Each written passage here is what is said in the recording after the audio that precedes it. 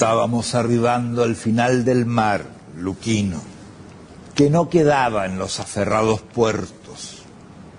Habíamos hundido nuestra ancha flota, nosotros mismos, y en una relumbrante emboscada, a gran escala de este tiempo, y perdido unos 1000 Harrier en el cielo, extenuados por los combates de noche, que libramos hacia la captura de Dios, en un desusado rasgarles el cielo, a los moluscos de la religión de Estado, que no cejarían hasta cerrarnos el mundo, porque perdidos no seguíamos a nadie. Bienvenidos a Radio Uruguay 1050M, bienvenidos a La Máquina de Pensar. ¿Cómo les va? ¿Cómo están? Están, supongo, varios contentos, por lo menos los que son amarillo y negro están contentos, como Jorge Pose ahí, que está en controles de emisión de esta máquina del día de hoy, y el flaco Germán no está tan contento, pero está en la puesta a punto, en la producción de este programa. Bueno, la verdad que acá estamos varios contentos, vamos a decir la verdad. Si quieren comunicarse a La Máquina de Pensar, pueden mandar un SMS al 099-780066 o pueden también escribir un correo electrónico a lamaquinadepensar@adinet.com.uy. Estábamos escuchando al comienzo la voz de Diego Maquieira, el poeta chileno que nos acompañó durante esta semana.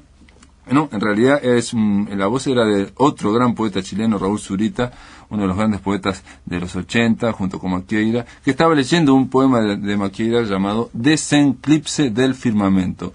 Es un poema que está en Los Sea Harrier. Hemos hablado de este poemario donde Maquieira narra poéticamente como incursiones a nivel en el aire de mucha gente en los famosos Sea Harriers, en una especie de poesía que es un poco surreal, pero que es muy vital, muy alegre, diría yo, y sobre todo muy ágil, muy ágil. Les digo que también hemos recibido en La Máquina de Pensar la revista La Pupila, que viene auspiciada por el MEC, es parte del Fondo Concursable, proyecto premiado por el Fondo Concursable para la Cultura. La Pupila es una revista de artes visuales, es gratuita, se da en todos los centros culturales, en los centros comunales, en fin, en los centros MEC. Entre otros artículos, esta vez hay un artículo sobre cómic de Rodolfo Santulo, que supo tener su columna de historieta uruguaya, y bueno, aquí escribió un artículo que se lo pidieron a Rodolfo sobre los 10 años de la historieta uruguaya. Es un material muy interesante, como siempre La Pupila. También recibimos otra revista, América 21, es una revista desde Venezuela para todo el continente. La idea es una revista hecha en Venezuela, pero desde todos los países del continente aportan un par de artículos. En este caso está dedicada a Evo Bá, entre la presión imperial, las exigencias y la incomprensión de la izquierda. Bolivia busca el camino hacia su propio socialismo. Y bueno, y para cambiar de tema, vamos a darle la bienvenida para hablar con el director de la Biblioteca Nacional, el escritor Carlos Liscano. ¿Cómo andás, Carlos? Hola, bien, ¿y vos? Bien, aquí andamos, Carlos. La idea de llamarte era simplemente para tener una breve charla, porque entre las muchas cosas que está haciendo la Biblioteca Nacional, hay una que por lo menos creo que es interesante compartir, es una noticia interesante. Se trata de la distribución de unos 25.000 libros a las bibliotecas del interior, liceos, UTU, escuelas, institutos de formación docente, institutos normales y SERP. ¿Cómo fue que surgió esto? ¿Cuál es la historia? ¿Por qué esta distribución de tantos libros? Bueno, esto comenzó en el 2009, yo fui nombrado subsecretario de Educación y Cultura. Carlos, ¿puedes hablar un poquito más fuerte? En el 2009 yo fui nombrado subsecretario de Educación y Cultura. Sí, sí. La ministra María Simón me encomendó encargarme de la Biblioteca Nacional. En ese momento la Biblioteca Nacional tenía un depósito de libros editados que no podía distribuir, como de 17.000 libros que había editado, y entonces formamos un equipo en el ministerio para enviar esos libros a las bibliotecas municipales. Enviamos a unas 250 bibliotecas, incluidas municipales, sindicales, como del sindicato médico. ¿Sabés que me dicen que no se oye muy bien? Bueno, Ujú. enviamos libros a las bibliotecas municipales de todo el país, Ajá. más algunas bibliotecas sindicales. Hay sindicatos que tienen bibliotecas, como el sindicato médico, la asociación de bancarios. Mandamos a las escuelas militares, a la escuela policial, etcétera. Distribuimos unos 5.000 libros más o menos en todo el país. Después yo asumí la dirección de la Biblioteca Nacional y bueno, esa idea me interesaba mucho y trabajamos todo el año 2010 para informarnos de la realidad de las bibliotecas municipales y populares. Seguimos haciendo donaciones, que, por ejemplo, recibimos un pedido de la biblioteca de la parroquia de la Ribera, no me acuerdo cuál. Bueno, allá fueron nuestros libros. Quiero decir que no son solamente bibliotecas estatales, sino públicas, barriales, populares, cualquiera. Donde haya alguien interesado en la lectura, allí llegamos nosotros. Y dentro de ese plan, que era muy artesanal, teníamos que tomar una medida de cubrir creo que son 237 bibliotecas municipales que tiene el país, y después, bueno, de trabajar en eso, en diciembre del 2010 compramos 25.000 libros. Compramos 20.000 libros a Banda Oriental y 5.000 libros a otras distribuidoras y editoriales, etcétera. Los recibimos recién ahora, los compramos en diciembre, los recibimos en enero. Son las cuestiones presupuestales, había que usar el presupuesto del año 2010. Y ahora nos apretamos a distribuir esos 25.000 libros entre todas las bibliotecas públicas del país, con especial atención a las bibliotecas del interior y a las escuelas rurales. Sabemos que 25.000 libros para 250 bibliotecas no es nada, son 100 libros por biblioteca. Pero creemos que es mucho más que cero, Claro. distribuir 25.000 libros. Para esto contamos con el apoyo invalorable del Correo Nacional. Sin el Correo no podríamos distribuir nada. Es un acuerdo que tiene el Ministerio de Educación y Cultura con el Correo, para distribuir, bueno, todo lo que tiene con el plan Ceibal, con los centros MEC y también con la Biblioteca Nacional. Nosotros preparamos los envíos, hacemos las cajas, el correo los recoge en la Biblioteca Nacional y a las 48 horas está en cualquier punto del país. Eso lo quiero destacar porque es un servicio importantísimo que nos presta el correo a nosotros y que le presta a la sociedad. A eso le hemos sumado que la Biblioteca Nacional tiene colecciones de periódicos antiguos del siglo XX, por ejemplo, hablemos del diario El Siglo, del diario El Día, triplicados y cuadruplicados, colecciones encuadernadas que además tenemos, las tenemos microfilmadas. La Biblioteca Nacional tiene un problema grave de espacio, no tenemos espacio. Entonces se nos ocurrió enviarla a los institutos de formación docente del interior del país, es decir, a los CERT, a los institutos de formación docente, donde haya estudiantes de historia. Porque ¿qué pasa? Un estudiante de historia que se forma en el interior, para consultar un periódico antiguo, tiene que venir a la Biblioteca Nacional, porque no hay, el único lugar que lo tiene es la Biblioteca Nacional. Entonces, si nosotros se los dejamos a ellos, a través del Correo Nacional, los profesores de historia podrán mandar como tarea hacer investigaciones originales en la prensa periódica del Uruguay del siglo XX y aún de fines del siglo XIX. Esto no es ningún aporte, no es nada. Esto es una obligación de la Biblioteca Nacional de cubrir todo el territorio nacional, porque somos criticados por eso y yo estoy de acuerdo con la crítica, que la biblioteca es nacional por su nombre, pero no cubre todo el territorio nacional. Nosotros tenemos nuestros recursos, tenemos libros, tenemos presupuesto, lo que no tenemos es estructura, una infraestructura que cubra todo el territorio nacional. ¿A qué te referís eso con estructura? ¿Con funcionarios, por ejemplo, en el resto del país o eso? Y nosotros somos 120 trabajando en la Biblioteca Nacional. Con 120 no podemos cubrir todo el país. Claro. Pero hay instituciones como la Escuela Pública, la maravillosa Escuela Pública Uruguaya, con 2.400 escuelas, que es la única institución que cubre todo el territorio nacional. Ni siquiera el Ministerio del Interior cubre todo el territorio nacional como lo cubre la Escuela Pública. porque donde hay una escuela rural en el medio del campo no hay una comisaría y un destacamento policial. Entonces, si hacemos convenios y usamos, bueno, hacemos sinergia, esa palabra tan usada que no me gusta nada, coordinamos las energías, las estructuras, las capacidades de las instituciones del Estado, podemos cubrir todo el territorio nacional. A nosotros nos interesa llegar a las escuelas rurales, apoyar a las maestras y maestros de las escuelas rurales, no solamente con libros, sino con cursos, con información. Es un proyecto que tiene un gran apoyo del ministro Ehrlich, que en lo que nos hemos embarcado y que va a tener contratiempos. Va a tener eso te iba a decir, porque digo, en sí la idea de sinergia, de convergencia de instituciones que obviamente no son rivales ni mucho menos, podría en los papeles ser multiplicar los esfuerzos, pero en la práctica ya se ha visto después de 5 años del gobierno del Frente Amplio anterior y todo que hay una serie de resistencias institucionales que llevan a que cada uno busque no colabore tanto. Bueno, mira, no lo hay con el correo. El correo se ha mostrado, el presidente, los directores del correo se han mostrado entusiastas, favorables, han puesto sus capacidades al servicio de este proyecto y de otros proyectos que tenemos.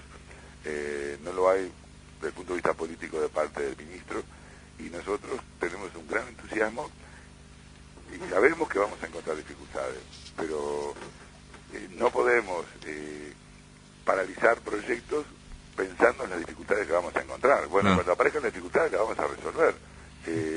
Y tenemos cosas absolutamente conmovedoras, que alguien manda un correo electrónico, hasta un SMS manda y pide libros y nosotros se los mandamos. Y luego viene la respuesta de alegría, de contento de esa gente que recibe algo de la Biblioteca Nacional, siente que el Estado uruguayo existe y se ocupa de su institución, de su pequeña institución, de su biblioteca barrial, la biblioteca de la parroquia de Rivera, que no me acuerdo cómo se llama, de una profesora de historia que a título personal pide los cuadernos de historia que publica la Biblioteca Nacional, que son investigaciones originales, actuales, recientes, del año pasado. Y nosotros se lo mandamos para esa profesora. El Estado no quiere recibir nada a cambio, la Biblioteca Nacional no quiere recibir nada a cambio, solamente que la profesora tenga esos materiales para su formación que luego volcará en sus alumnos. Entonces, la Biblioteca Nacional tiene recursos, no estamos nadando en el lujo, pero tenemos recursos, y los recursos son de los ciudadanos, no son propiedad del director de la Biblioteca Nacional ni del ministro, son de los ciudadanos, así que todo lo que tiene la Biblioteca Nacional tiene que estar al servicio de los ciudadanos. Entonces estamos un poco temerosos de este y de otros proyectos que tenemos, como el préstamo a distancia, etcétera, que algún día vamos a hablar cuando lo tengamos listo. Pero el temor es porque, bueno, vamos a encontrar dificultades. Pero... No, y se me ocurre también resistencias, supongo yo, digo, hasta internas por el tema simbólico, lo que planteas de enviar al interior colecciones de diarios del siglo XX, ¿no? Que están en las hemerotecas de la biblioteca. De alguna forma rompe la idea de que en Montevideo es donde se guardan las cosas, y no a nivel histórico, y enviarlas al interior es como una forma también simbólica de decir, bueno, esto va a estar, yo que sé, en Paysandú, en Salto. Pero, a ver, nosotros tenemos duplicados, triplicados, cuadriplicados, lo tenemos microfilmado. ¿Para qué lo vamos a tener nosotros? Sí.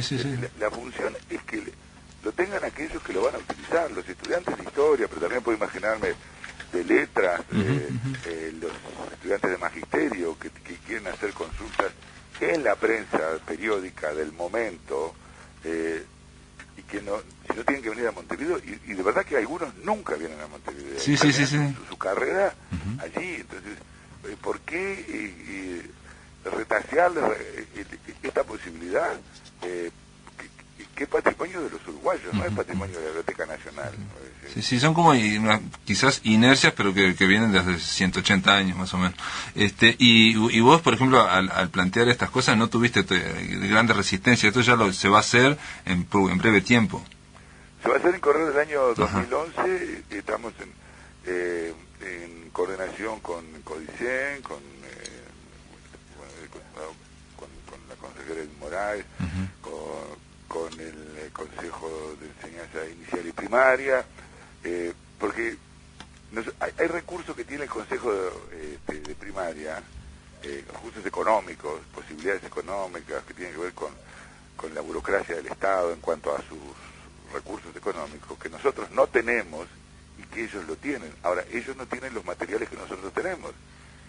Entonces, si nos ponemos de acuerdo, vamos a firmar un convenio, nosotros podemos llegar a todo el país gracias a la estructura de primaria, y ellos van a recibir de la Biblioteca Nacional lo que ellos no tienen. Entonces, cuando digo ellos, quiero decir las instituciones, pero el resultado va a ser para los niños, para las maestras, para los maestros, y eso es lo que nos interesa, y eso es lo que justifica una de las cosas que justifica la existencia de la Biblioteca Nacional.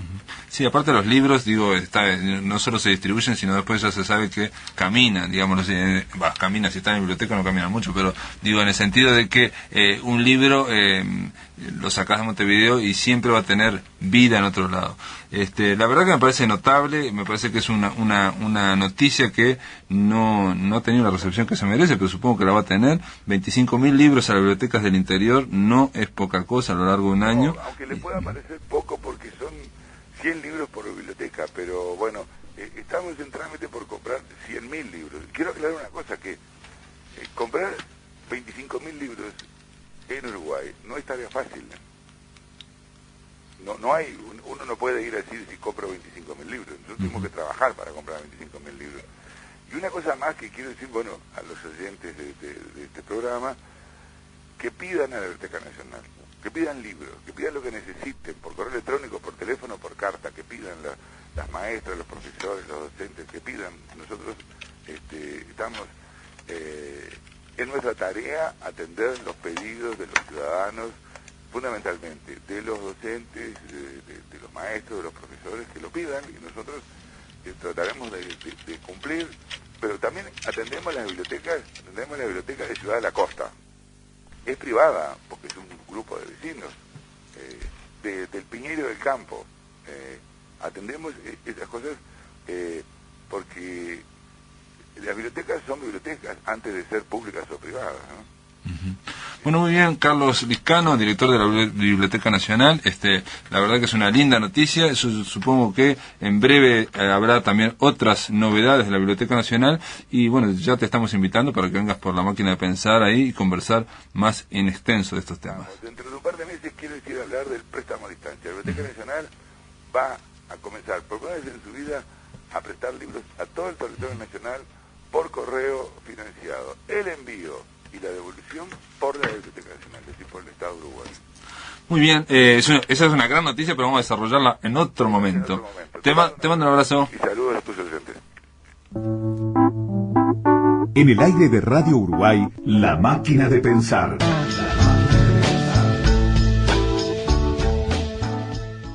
Vuelven las temporadas de abono del Sodre.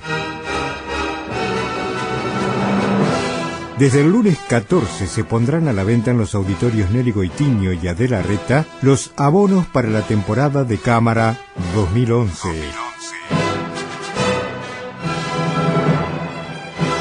Serán los horarios habituales de boletería de 15 a 20:30. Los abonos comprenden 40 espectáculos al precio de 25, con un costo de 2.500 la platea y 1.250 pesos la tertulia. Los programas comprenderán un amplio repertorio de música clásica y contemporánea. La cartelera completa de esta temporada, 2011, así como de toda la programación del Instituto, puede consultarse en la página web www.sodre.gov.uy. Próximamente se pondrán a la venta abonos para la temporada sinfónica y para el ciclo de ópera que el Sodre ofrecerá en el auditorio Adela Reta.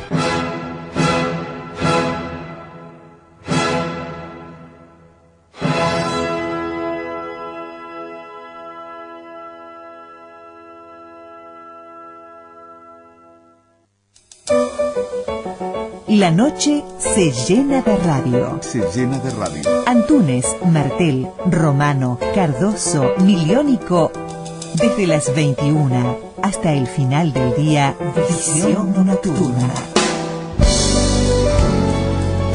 En Uruguay, somos la noche. Somos la noche.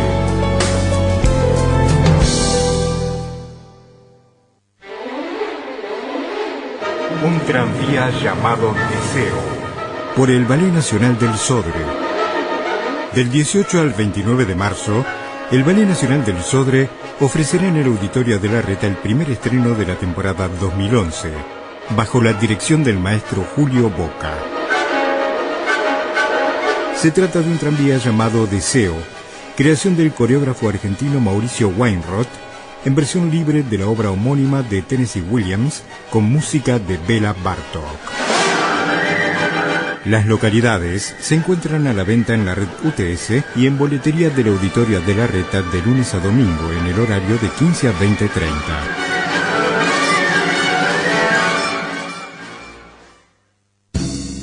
Este viernes en Radio Uruguay. Ante una nueva legislatura, las prioridades de la senadora Lucía Topolansky, en vivo en los estudios de Radio Uruguay. De 10 a 12. La vuelta al carnaval uruguayo de falta y resto y la llegada a la murga y a la comedia del barrio del rap, en entrevista con Raúl Castro. De 10 a 12. El cierre de Guantánamo en el gobierno de Obama, un compromiso inalcanzado. Análisis de la profesora Isabel Clemente. De 10 a 12. María Inés Ovaldía y Federico Jurkovic los esperan desde las 10 de la mañana para un encuentro periodístico con otro aire.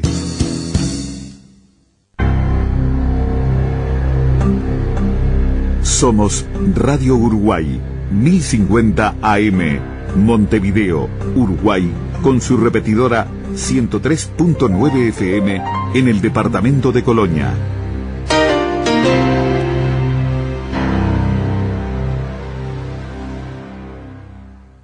Atención, charlas, entrevistas o columnas que te perdiste o que querés volver a escuchar, las encontrás en el blog de La Máquina de Pensar. Ingresá a piensamáquina.blogspot.com y bienvenido al corazón de las palabras. Ladies and gentlemen, Betty LaVette.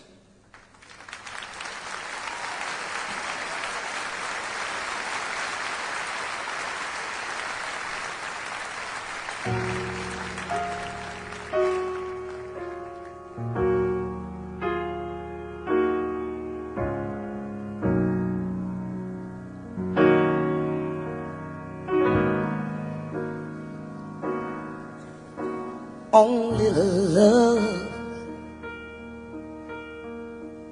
can make it rain, like when the beach is kissed by the sea. Only love can make it rain,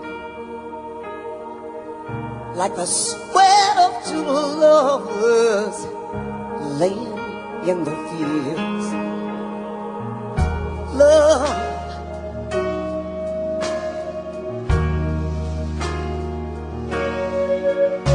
rain over me.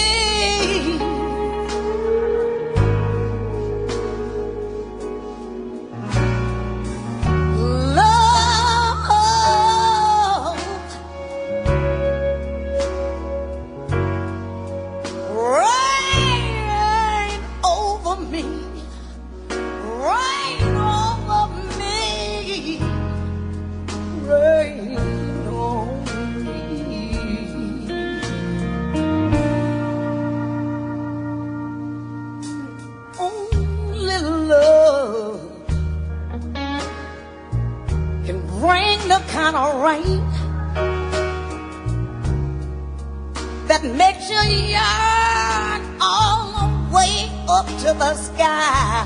Oh, little love can bring the kind of rain that falls just like tears, chills from on high.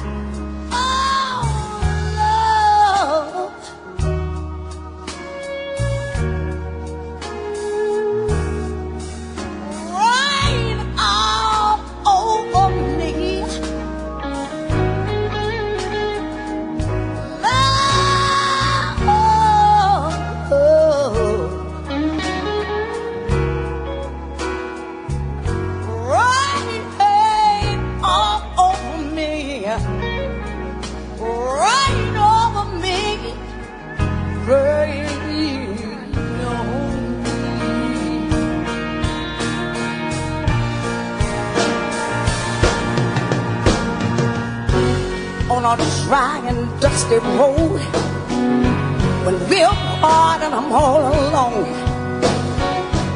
Oh, I'm trying to get back home to that cool rain. I can't sleep, so I stay woke and think the night is and just as black as night. Lord, I need me one more drink of that cool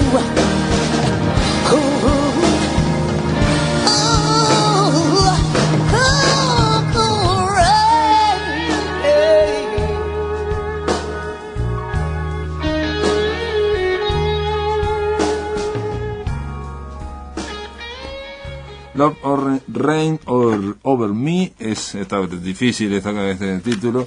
Está Betty Lavette, la que nos acompañó durante toda esta semana, en este caso cantando el tema en vivo.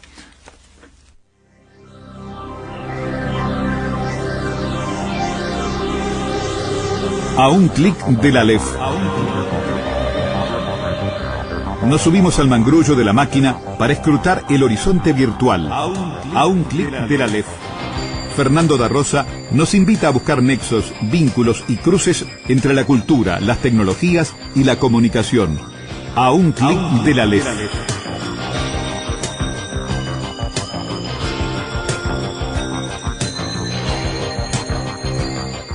Bueno, está anunciado, a un clic de la Aleph, el espacio de Fernando da Rosa para vincular cultura, tecnología y comunicación. ¿Cómo le va, Fernando? ¿Cómo andás? Bien, bien. Un gusto estar acá nuevamente contigo y con la audiencia. ¿Y qué tenemos para hoy? Bueno, hoy, como habíamos anunciado, vamos a hablar un poco sobre lo que es la Wikipedia. Vamos a tratar algunos aspectos de la Wikipedia, este emprendimiento que surgió de Jimmy Wallace y Larry Sanger en enero del 2001 y que hoy en día está funcionando en 278 idiomas y dialectos y es uno de los 10 sitios más visitados en Internet.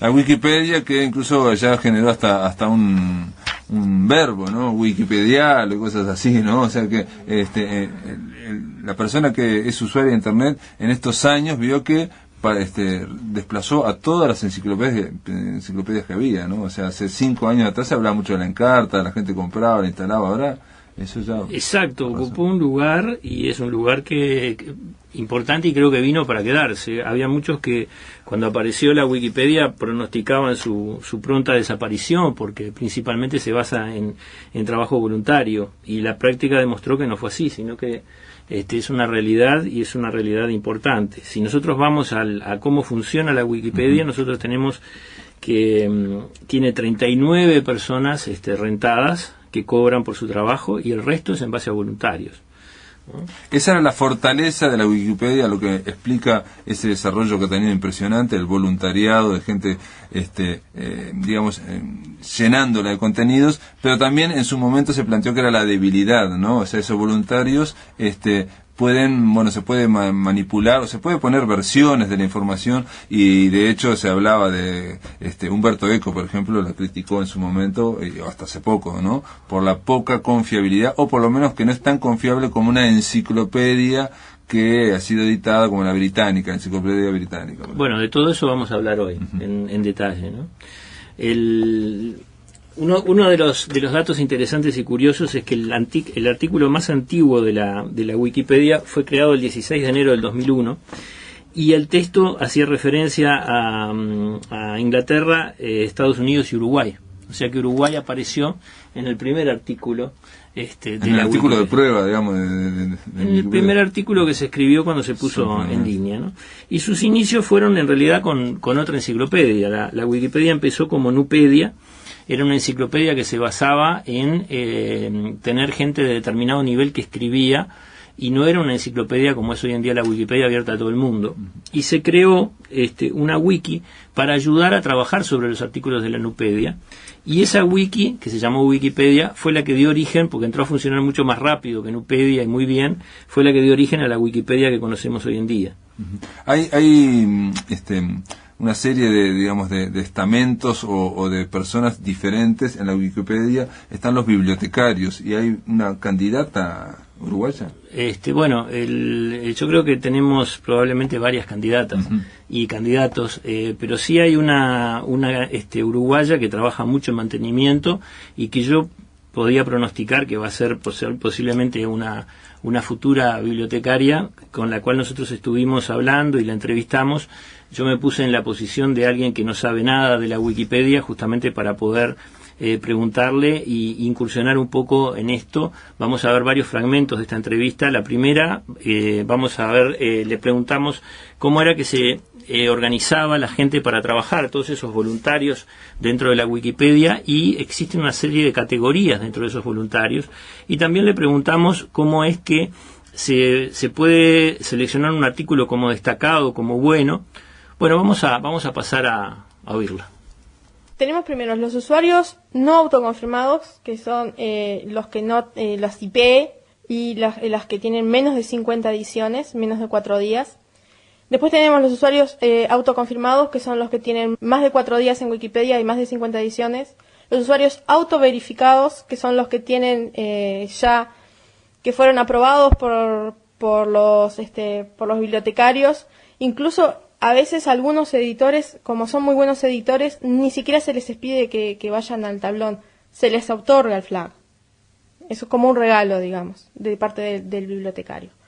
Luego tenemos los reversores, los verificadores, los bibliotecarios y por último los stewards. Bueno, una pregunta que surge de cabeza de todo esto es cómo se elige un bibliotecario, ¿no? ¿Cómo se elige un steward? ¿Cómo se producen esos ascensos o no digamos ascensos, digamos posicionamientos de los usuarios en diferentes categorías? Sí, un bibliotecario se elige por consenso de toda la comunidad.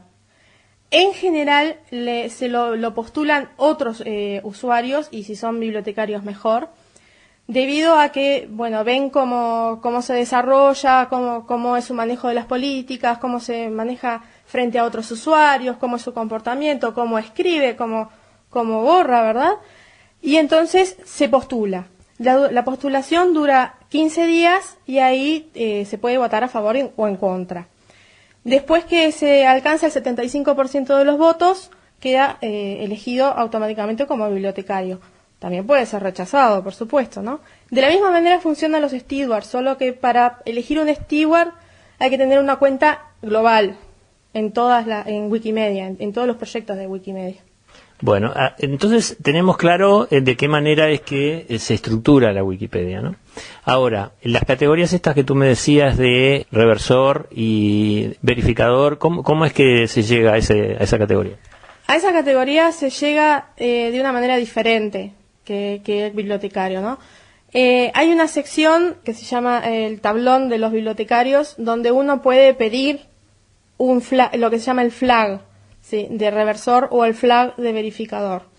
En ese caso, para asignártelo, lo que hace el bibliotecario es revisar las contribuciones y ver si son acertadas y si corresponde asignarlas. No a todo el mundo se les da. Sí, no, es evidentemente que no. Vos me contabas hace un tiempo atrás de una agencia de modelos que había empezado a crear artículos con sus clientes, ¿no? Sí, eso es un tipo diferente de spam. Se puede pensar en spam, por ejemplo, poner muchos enlaces externos a agencias de publicidad y todo. Pero en este caso, lo que hacía la agencia había agarrado a todas sus modelos, que realmente no eran conocidas ni nada, era gente que recién estaba saliendo, apenas tenía un portfolio, y había creado 25 artículos de cada una de sus modelos con cosas completamente irrelevantes, como que la mamá lo quiere mucho, le gustan las flores y ama a su perro. No tiene ningún tipo de cabida en la enciclopedia. Y además enlazando a la compañía mismo, ¿no? En ese caso se borraron todos los artículos y se bloquea la cuenta, porque es obvio que solamente quiere hacer publicidad. Ahora, si bien hay ciertos criterios para el borrado y para controlar la publicidad, supongo que también habrá casos borderline, en que unos bibliotecarios o unos reversores piensan una cosa y otros otra. ¿Cómo se resuelven estas situaciones? Y eso se resuelve o en el tablón de bibliotecarios o se resuelve con una mediación informal. En ese caso se puede pedir, por ejemplo, si hay en la página de la discusión del propio artículo, si se ve que hay mucha discrepancia entre las posiciones, se pide a un mediador que intervenga en el caso. Y bueno, y ahí hasta que se resuelva la situación. ¿El mediador generalmente es un bibliotecario? Puede ser un bibliotecario, pero también puede ser un usuario muy viejo, con mucha experiencia. Perfecto. ¿Y cómo haces tú para saber cuáles son las páginas que escriben estos recientes wikipedistas que no están autoconfirmados ni nada por el estilo? Hay una sección que se llama Páginas Nuevas en Wikipedia donde uno puede ingresar y puede consultar. Si ves el listado vas a ver que aparecen páginas que están en amarillo. Esas son creadas por usuarios que no son autoconfirmados. Y luego están las que están en blanco, que sí son usuarios confirmados. Por ejemplo, yo soy un usuario autoconfirmado. Mis artículos salen en blanco. Entonces, no quiere decir que no sean revisados, sino que no tienen prioridad para ser revisados. Claro. Si tú me preguntas qué es lo que yo hago, yo pongo la página de Páginas Nuevas y controlo. Primero lo que está escrito por IP, porque tienen un alto porcentaje de ser vandalismos.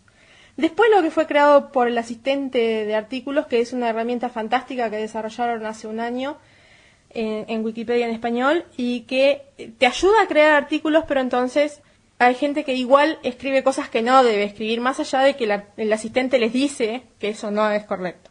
Y después lo de los otros usuarios que, aunque que no son autoconfirmados, tienen una cuenta de usuario, entonces uno piensa que por lo menos están haciendo algo de buena fe. Y a lo último se revisan, si querés, los usuarios confirmados. Bárbaro. Nosotros tenemos esas categorías de usuarios, tenemos artículos que se están subiendo y demás. Pero además hemos visto que hay artículos que son etiquetados como destacados o buenos. Hay una serie de categorías de artículos. ¿Cómo es que se llega a la decisión o cómo es que se promueven esos artículos o inclusive imágenes o material multimedia que se aporta a la fundación Wikimedia? Bueno, los artículos buenos existen un reglamento para poder aprobarlos, de la misma manera que hay un reglamento para los artículos destacados. Los reglamentos son internos, fueron desarrollados por la comunidad y votados por la comunidad. Son políticas. Y para ser cambiados necesitan ser cambiados por la comunidad. Para hacer un artículo bueno se necesitan una serie de condiciones. Por ejemplo, que todo lo que esté bien redactado, bien referenciado y que siga la estructura de estándar de Wikipedia que se llama Manual de Estilo, que también fue aprobado por la comunidad. Para hacer un artículo destacado se necesitan mucho más cosas. En realidad, un artículo bueno puede ser corto.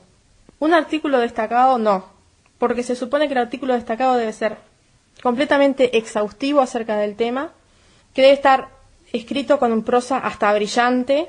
Se supone que sería recomendable que tuviera imágenes, y de hecho la mayoría los tiene. Tiene que tener notas al pie, tiene que tener bibliografía recomendada. Es muy exigente. ¿Y cómo es que se le otorga esa categoría? La categoría se le otorga mediante una revisión. Se presenta en una determinada sección de la Wikipedia. Hay unos usuarios que fueron elegidos hace poco por la comunidad que se dedican a buscar exactamente, a leerlo hasta el más mínimo detalle, buscan con lupa todo lo que haya que buscar, hacen una serie de recomendaciones de cosas que hay que cambiar, se cambian y así está. O sea, es un proceso muy exhaustivo, muy agotador y que lleva mucho tiempo. Algunos artículos pasan hasta 6 meses siendo revisados para ser aprobados.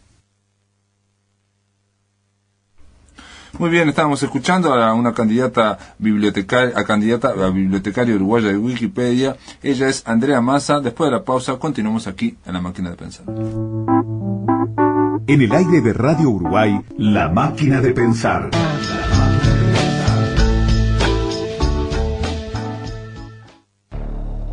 ADM inicia su ciclo de desayunos de trabajo 2011. 17 de marzo.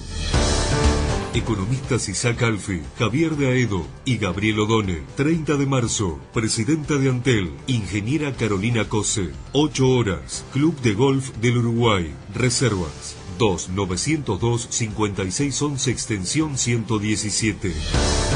ADM, haciendo que las cosas sucedan.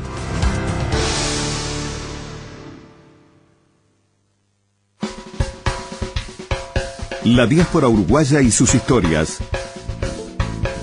El contacto diario con los compatriotas fuera de fronteras. Los que se fueron. Los que están. Los que volvieron. Los que se irán. Políticas, experiencias y realidades de la migración uruguaya. Te escribo esta carta desde Isla de Flores, que es como decir un poco del Uruguay. De lunes a viernes a la hora 19, Alejandro Gabard conduce Departamento 20. Somos Radio Uruguay. 1050 AM. Todas las voces. Allá y acá. Sonando van las guitarras con los tambores, y yo te sigo buscando y vos no estás. El Tungelé 2011. Nuevos segmentos, nuevas notas, pero no nos olvidamos lo que nos dejó el 2010. Poquito a poco se vuelve loco. Te invitamos todas las tardes de este verano a compartir los mejores momentos del año que se fue y lo que se viene en este 2011. Que no lo baile el Tungelé-Coco. Como siempre, los esperamos de lunes a viernes de 4 a 6 de la tarde en Radio Uruguay. Conduce Nelson Caula. Produce Carolina Bass. El Tungelé Estival.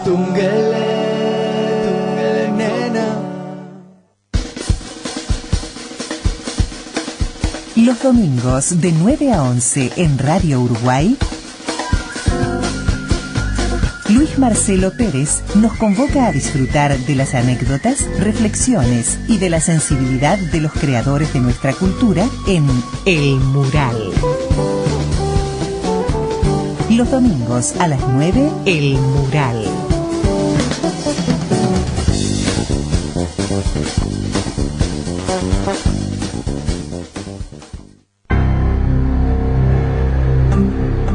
Somos Radio Uruguay, 1050 AM, Montevideo, Uruguay, con su repetidora 103.9 FM en el departamento de Colonia.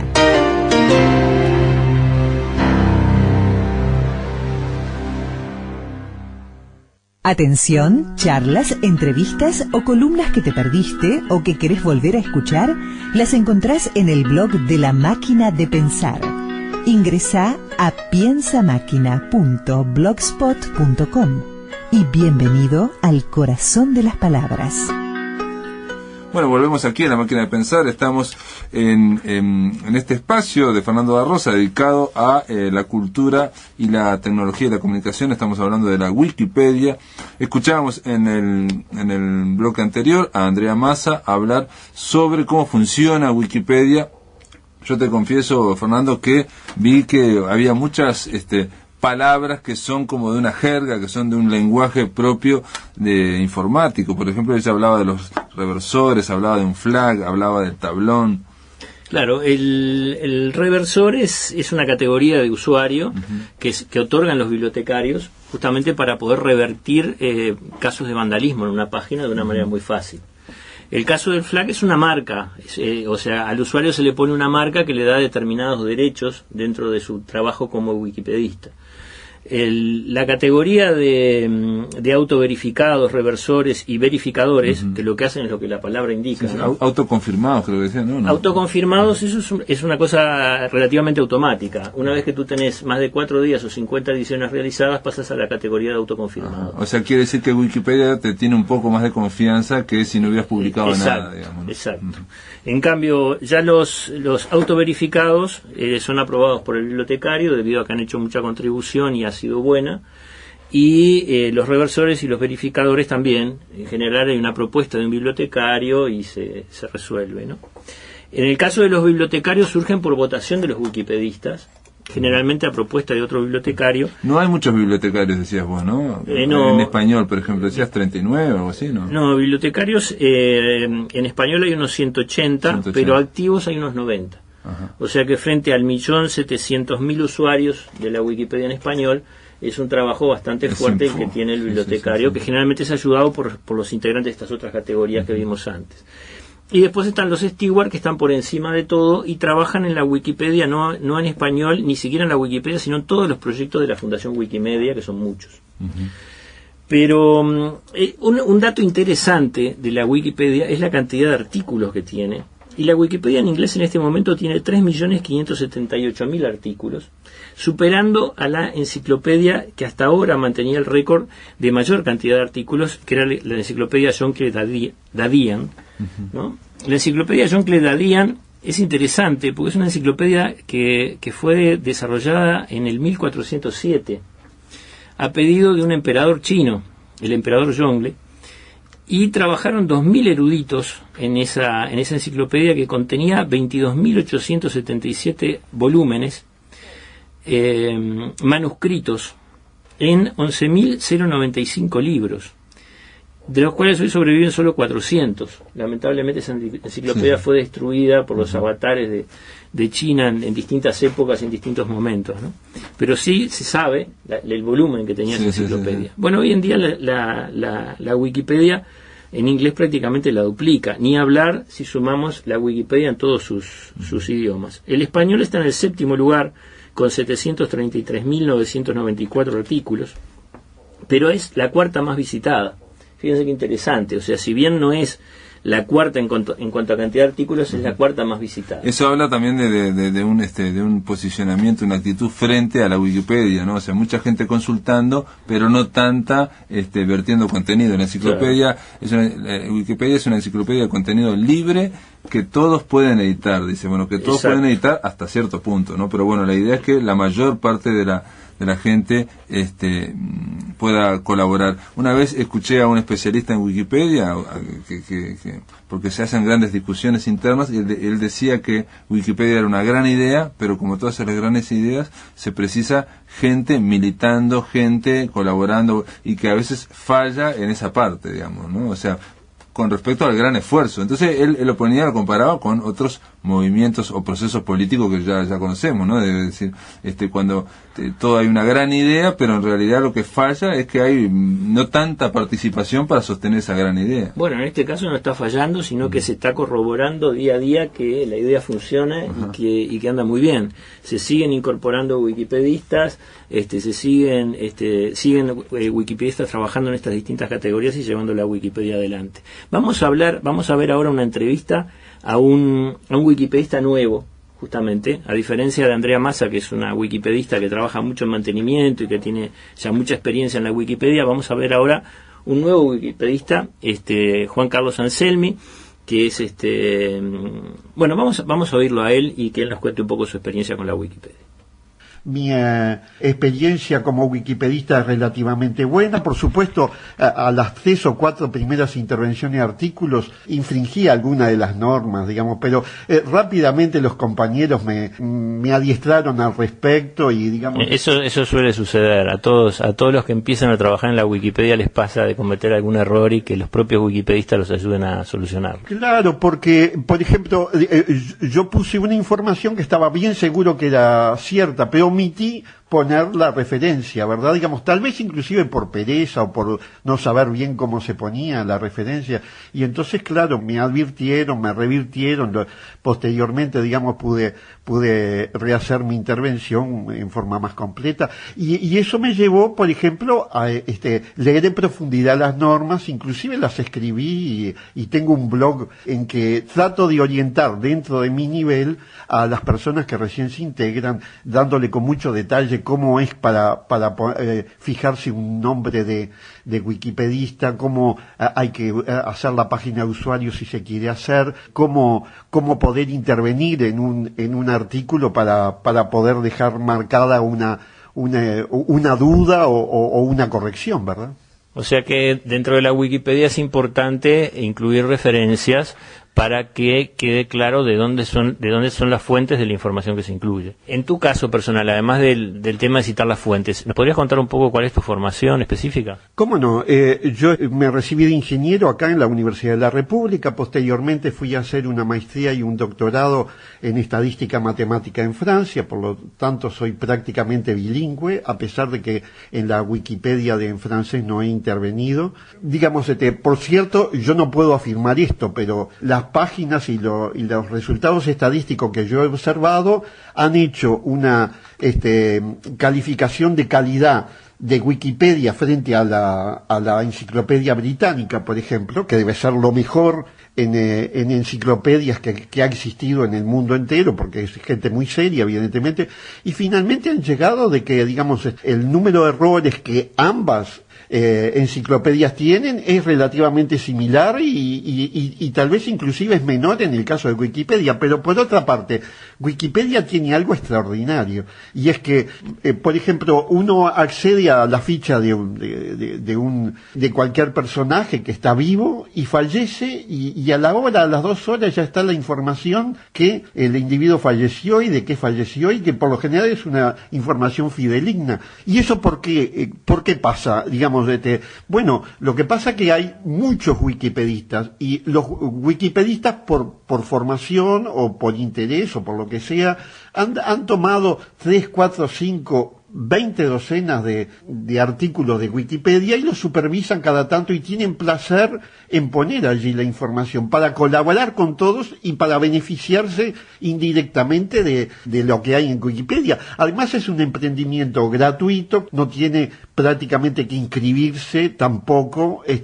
decir, que son ventajas enormes, digamos, realmente enormes.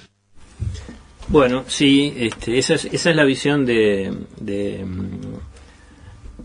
Juan Carlos Anselmi, y yo matizaría únicamente una cosa de las que dijo. Él, cuando habla de la comparación con la enciclopedia británica, seguramente está haciendo referencia a un artículo de la revista Nature de 2005, pero eso ha sido matizado, inclusive un estudio realizado en Francia por la gente del máster en estudios políticos de París, donde planteaban que ese estudio no era tan exacto, y en realidad había una diferencia de un 24% a favor de la enciclopedia británica. Más allá de eso, es claro que estamos hablando de una enciclopedia que tiene un nivel de credibilidad mucho más alto muy fiable, del que se le daba al principio. Sí, sin duda, y aparte las enciclopedias siempre tienen algún error en algún lado. Claro. También. Ahora hay un tema que es el tema del vandalismo, que siempre surge cuando se habla de la Wikipedia, y qué es lo que pasa y cómo se corrige, porque así como muy rápidamente se están subiendo artículos, muy rápidamente se puede generar ese tipo de vandalismo. Bueno, ahí le preguntamos a Andrea justamente cómo se maneja este tema, Andrea Massa, y acá está la respuesta que ella nos daba. ¿Qué pasa cuando una personalidad política, por ejemplo, que está muy en el tapete, la página de esa personalidad es vandalizada en forma permanente? ¿Qué es lo que se hace para evitar ese problema? Se protege. Existen formas, dependiendo del tipo de vandalismo que reciba, hay 2 formas de protegerla. Una es la semiprotección, que es la más directa, que es justamente la que impide que las IP y los no autoconfirmados puedan editarlo, y así se reduce la mayoría del vandalismo de Wikipedia. La semana pasada me pasé justamente luchando con un tema muy particular.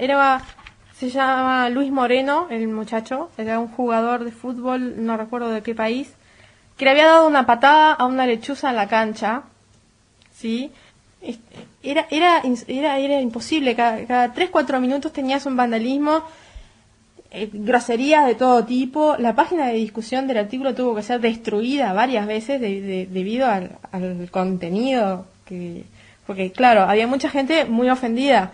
Entonces terminé pidiéndole por favor a un bibliotecario que protegiera la página, porque era ya demasiado.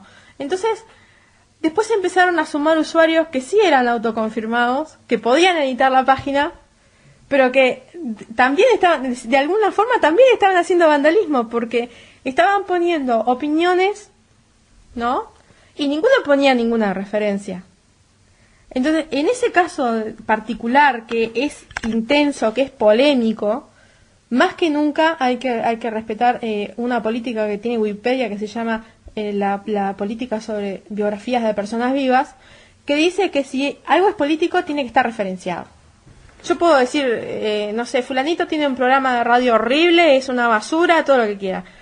Puede ser cierto, yo no digo que no, pero dicho en esa forma, sin contexto y sin referencia, es una difamación. Por lo tanto, no podemos caer en eso. Y bueno, al final terminamos zanjando la discusión en que aparecieron las referencias y terminamos armando y escribiendo un trozo adecuado, planteando la situación sin victimizar ni a uno ni al otro, porque, o sea, mostrando los dos extremos. Eso es lo que se debería tratar de hacer. Eso es lo que se llama en Wikipedia el punto de vista neutral, y es uno de los pilares fundamentales de la Wikipedia. Dar las dos visiones de la situación.